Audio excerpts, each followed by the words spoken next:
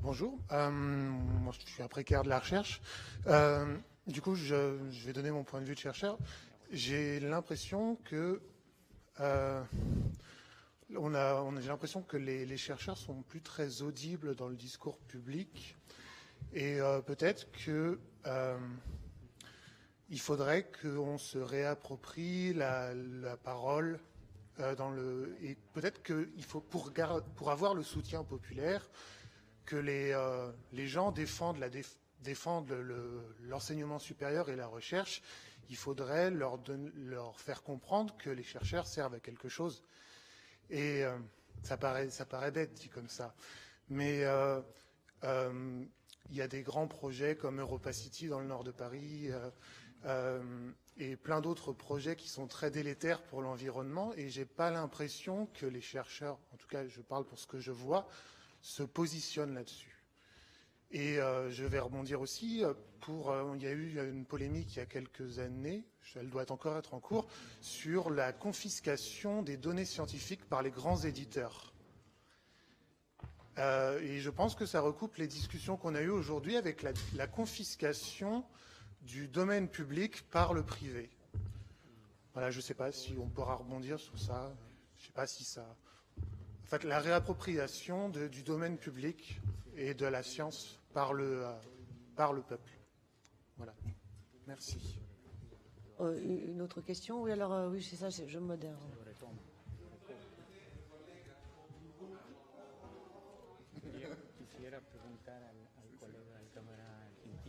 Je voudrais demander le collègue argentin si en Argentine,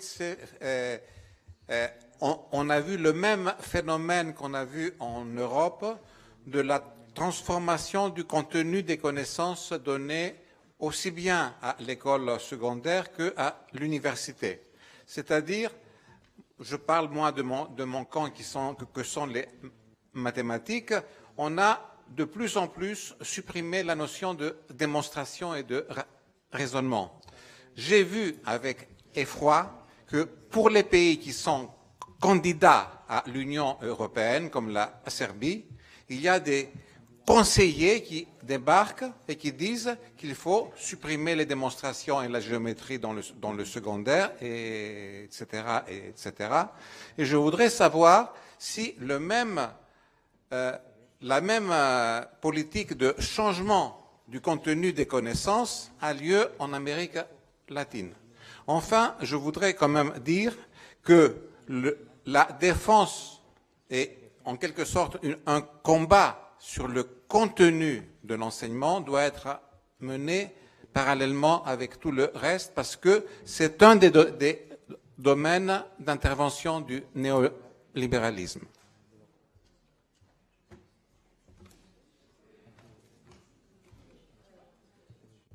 Oui, je voulais simplement dire, compte tenu qu'on connaît le tropisme latin de la France insoumise, et d'abord de son dirigeant le plus prestigieux, tout ce que nous avons évoqué se passe, se produit, se grandit, évidemment, dans l'ensemble du monde.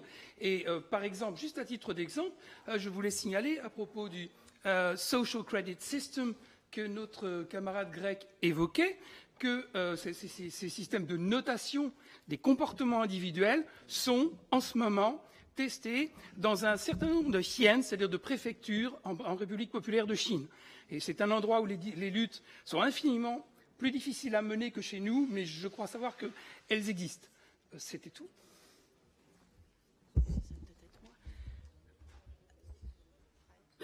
Non, toujours pas. Moi, j'avais une question en fait sur les pistes de solutions pour l'université de Cordoba. Le fait d'exiger en fait des multinationales qu'elles s'en aillent parce que ils font des travaux là-bas, des extractions. Est-ce qu'on peut pas, je sais pas, il y a un terme, la responsabilité sociale des entreprises. On peut pas envisager ça que d'exiger de ces multinationales qu'elles s'en aillent comme ça du jour au lendemain. Est-ce que c'est possible en fait qu'elles s'en aillent? Et est-ce qu'il n'y a pas aussi une adéquation en fait de ce qu'on enseigne par rapport à la mise en pratique de ces enseignements? Une dernière question, oui. Ouais, je vais peut-être y arriver. Non so se la faccio in italiano o in francese, come è più semplice. Io avrei una domanda per lei, perché mi sembra che quello che descrive dal punto di vista della valutazione è contraddittorio o è rinforzato da, direi, una pratica mafiosa italiana che fa che tutto quello che è abilitazione e reclutamento è totalmente bloccato. Abbiamo un po' la stessa cosa in Francia, che giustifica in qualche modo la valutazione, perché chi è fuori dice ma se io fossi valutata giustamente, io sarei dentro e voi sareste fuori. Dunque a questo dobbiamo anche trovare il modo di rispondere, perché credo che è questo che in Italia fa sì che la resistenza è veramente rara, poca. Alors, je le dis en deux mots en français. Il me semble qu'en Italie, le problème qui fait que la question de l'évaluation se pose de manière particulièrement critique, c'est qu'on a un système qui est mafieux, qui est de recrutement totalement délirant, de gens nuls, pour une grande partie, par des gens qui eux-mêmes n'ont jamais été évalués. Et c'est ce qui aussi en France a justifié il y a quelques années chez une partie des doctorants et des précaires l'idée que si on évaluait, finalement, eux pourraient rentrer et que les mauvais seraient sortis. Donc il me semble qu'il faut aussi répondre à cette question-là, qui bien entendu, pour nous tous, est une illusion. Mais il va falloir y répondre, parce que cette illusion, elle est extrêmement forte. Voilà. Donc qu'est-ce que vous auriez comme réponse à ça ?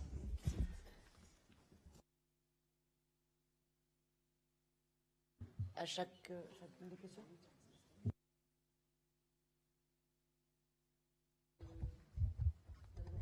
La première sur la défense de la recherche en général et notamment auprès du public.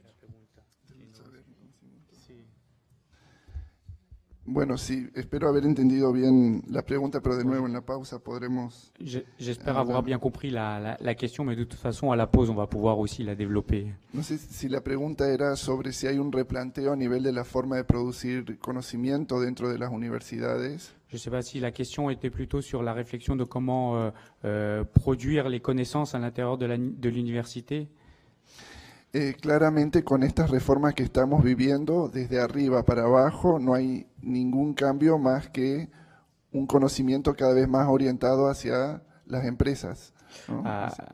Clairement, ce que l'on est en train de vivre avec cette politique d'en haut vers le bas, on a à chaque fois de plus en plus une politique qui est clairement destinée vers les entreprises.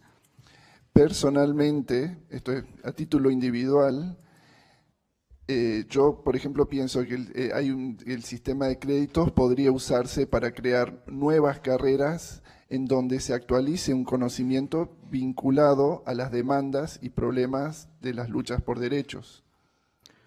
Personnellement, je pense que les différents crédits, les différents investissements doivent être destinés à de nouvelles carrières ou en tout cas à d'autres carrières qui sont dans le cadre local, qui sont en lien avec les différentes luttes pour les droits. Córdoba tiene carreras muy tradicionales y muy viejas, y las nuevas carreras que se están creando son directamente orientadas al mercado.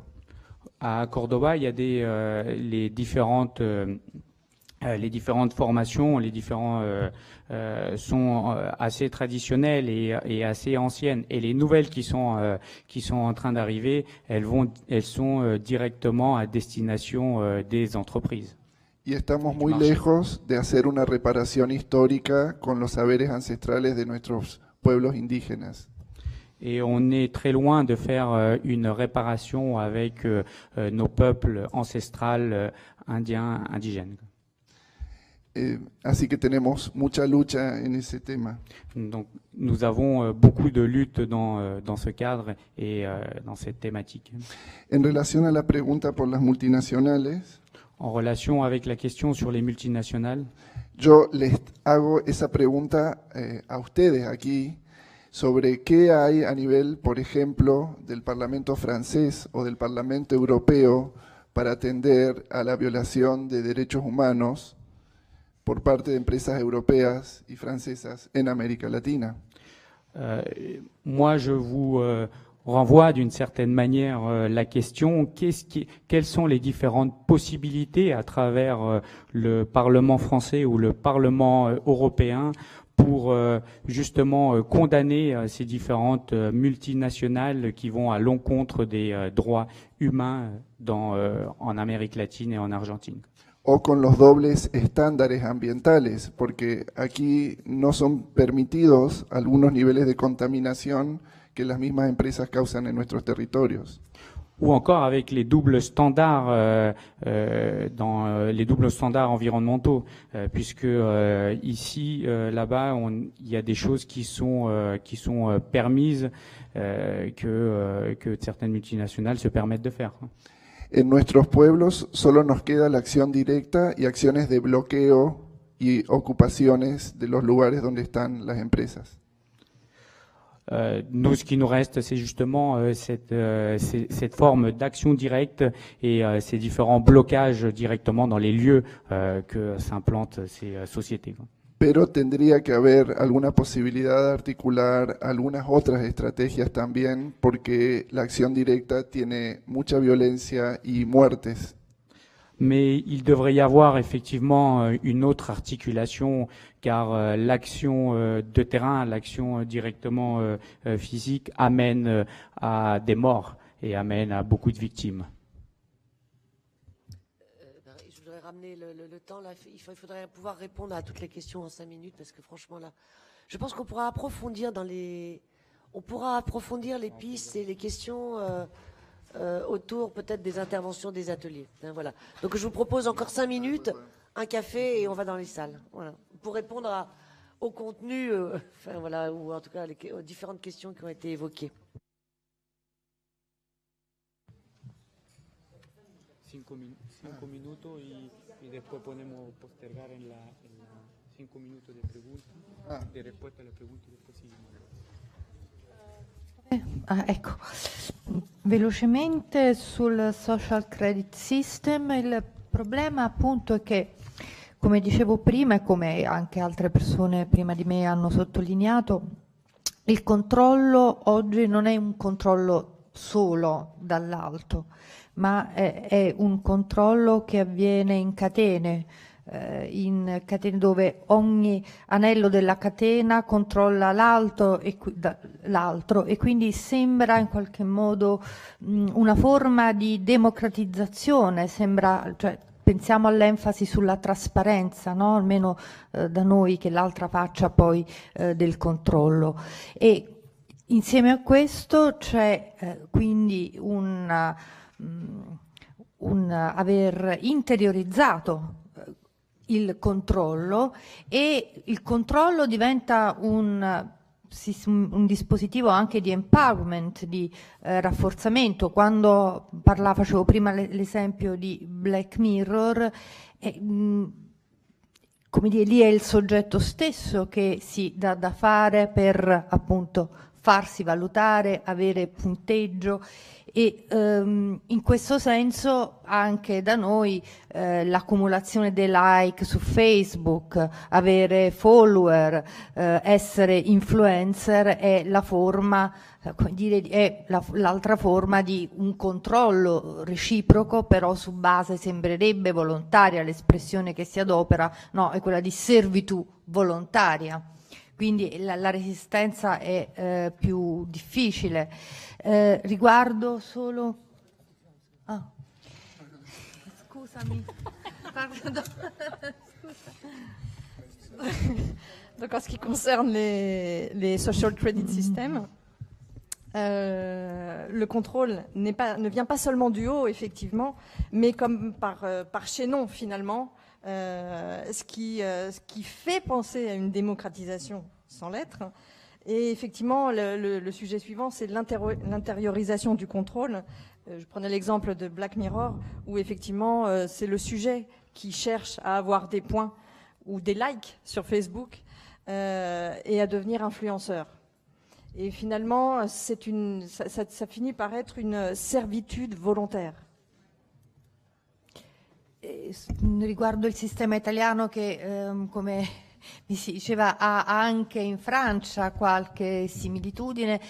Sì, sicuramente è vero, e questo ha avuto anche, come è stato molto enfatizzato, soprattutto attraverso però la stampa, con effetto quindi di mettere sotto la luce dei riflettori scandali che sicuramente c'erano e avevano una ragion d'essere. Tuttavia il fatto che sia un fenomeno che coinvolge non solo l'università, ma la sanità, la giustizia, e non solo in un paese, ma a livello globale, già questo dovrebbe far pensare. E in secondo luogo i primi, come dire, ad saper volgere a loro favore dispositivi di valutazione sono stati i vecchi, quelli che da noi si chiamano baroni, sono stati i primi e i più capaci. Gli altri, come dire, che hanno resistito sono in qualche modo le figure che erano marginali o comunque già sempre estranee. Quindi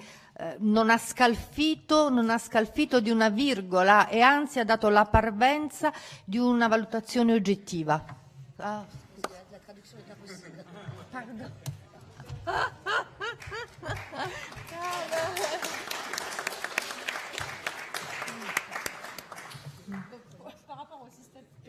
Par rapport au système italien et français, effectivement, c'est vrai. One minute comment? Oh, okay. Sorry. Effectivement, c'est vrai, ça c'est arrivé jusque dans la presse, où effectivement il y a eu des scandales qui n'ont pas touché seulement l'université et la recherche, mais la santé, la justice, etc. Effectivement, ça n'a pas bougé d'un iota depuis. Les seuls qui résistent sont finalement des marginaux, et c'est toujours les mêmes qui sont au poste de pouvoir.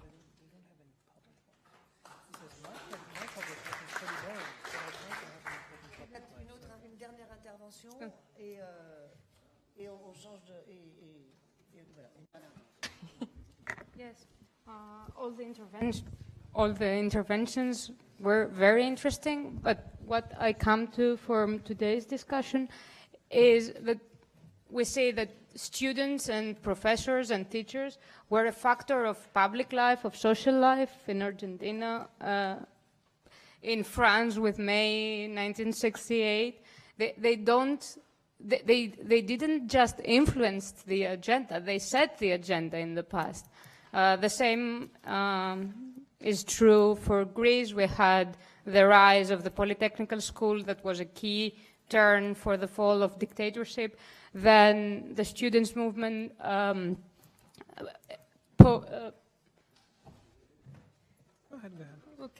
the student movement succeeded in posing democratic reforms in the university. In 2006, we managed to stop the constitutional reform. Where are we now? What all these people are doing? What are we doing in Europe? And of course, in the rest of the world. I think this is what we have to start discussing. Alors, très rapidement, effectivement, je pense que les interventions étaient très intéressantes. Moi, ce que j'en conclus, c'est la chose suivante. On a vu, et pas seulement en Grèce, mais enfin, en Europe et manifestement en Amérique latine aussi, que par le passé, dans les années 60, 70, les étudiants, les profs étaient des facteurs, faisaient partie du dialogue et animaient finalement la vie sociale, animaient la vie politique. Et je dirais même pas qu'ils l'influençaient, c'est qu'ils donnaient le ton vraiment de la société. En Grèce, on peut citer l'exemple des étudiants de l'école polytechnique qui ont beaucoup fait pour amener la chute de la dictature en Grèce. Des mouvements étudiants, plus récemment, ont permis de lutter contre des réformes qui auraient, je dirais, entamé le fonctionnement démocratique de l'université. En 2006 également, nous avons lutté avec succès contre une réforme de la Constitution qui voulait être imposée. Donc mon constat, ce serait ça. Maintenant, en Europe, et au-delà de ça, où en est-on? Pourquoi n'entend-on plus ces voix? C'est peut-être justement l'ordre du jour qui doit être le nôtre désormais.